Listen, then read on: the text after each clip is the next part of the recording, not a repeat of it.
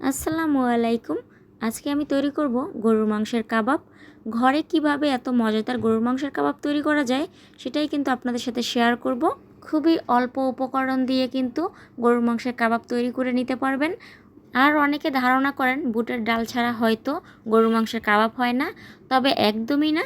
মুসুরির ডাল দিয়েও কিন্তু গরুর মাংসের কাবাবটা তৈরি করে নিতে পারবেন। 1 কাপ মুসুরির ডাল আর 3-4 টুকরা গরুর মাংস দিয়েই কিন্তু অনায়াসে অনেকগুলো কাবাব তৈরি করে নেওয়া যাবে। তাহলে চলেন পুরো রেসিপিটা শুরু করা যাক। প্রথমে আমি 1 কাপ মুসুরির ডাল নিয়ে নিলাম। ডালটা ভালোভাবে ধুয়ে কড়াইতে নিয়ে নিলাম। এরপর সেই 4 টুকরা গরুর মাংস ছোট ছোট টুকরা করে কেটে নিলাম। একদম ছোট ছোট করে টুকরা করে কেটে নিলাম, খুব সহজে সেদ্ধ হয়ে যাবে। চর্বি হাড় কিছুই নেওয়া যাবে না, সলিড মাংস নিতে হবে। এরই মধ্যে দিয়ে দিলাম কয়েক টুকরা দারুচিনি, কয়েক টুকরো দিয়ে দিলাম এলাচ, 5-6 টুকরো দিয়ে দিলাম লবঙ্গ, আর এখানে গোটা দিয়ে দিলাম 4টা মাঝারি সাইজের পেঁয়াজ।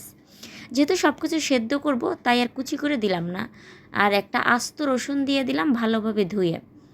দিয়ে দিলাম 7-8টার মতো শুকনো মরিচ, 2 চামচের মতো দিয়ে দিলাম আদা বাটা, 2 চামচ দিয়ে দিলাম কিন্তু রসুন বাটা।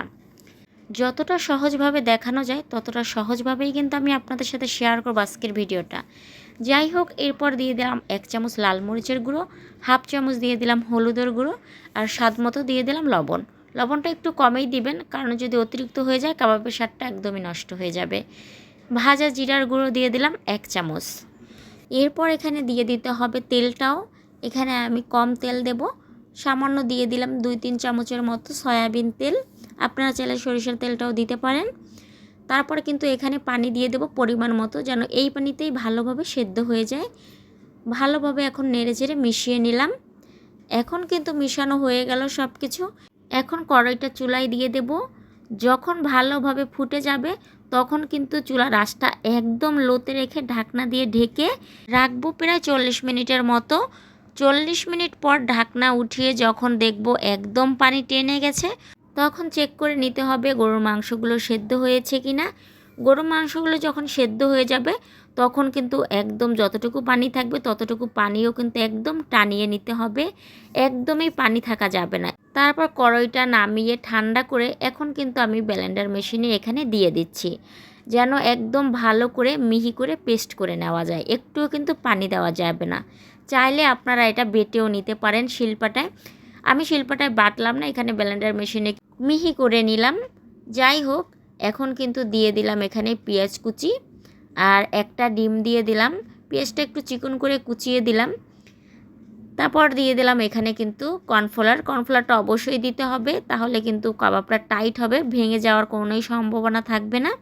2 চামচ কর্নফ্লাওয়ার দিয়ে দিলাম। ভালোভাবে মেখে নিতে হবে। যখনই ভালোভাবে মাখবেন, মাখানোর সময় একটু চেক করে নেবেন লবণটা ঠিক আছে কিনা। লবণটা ঠিক হয়ে গেলে হাতে তেল মিশিয়ে নেবেন আর তৈরি করতে থাকবেন কাবাব। কাবাবের শেপটা তো কেমন হয় আপনারা সবাই জানেন। প্রথমে এরকম গোল করে নিয়ে একটু চারপাশটা একটু এরকম করে নিতে হবে, হয়ে যাবে কিন্তু কাবাব। এভাবে করে কিন্তু প্রতিটা কাবাব আমি তৈরি করে নেব। কাবাব তৈরি করতে তো আপনারা সবাই পারেন।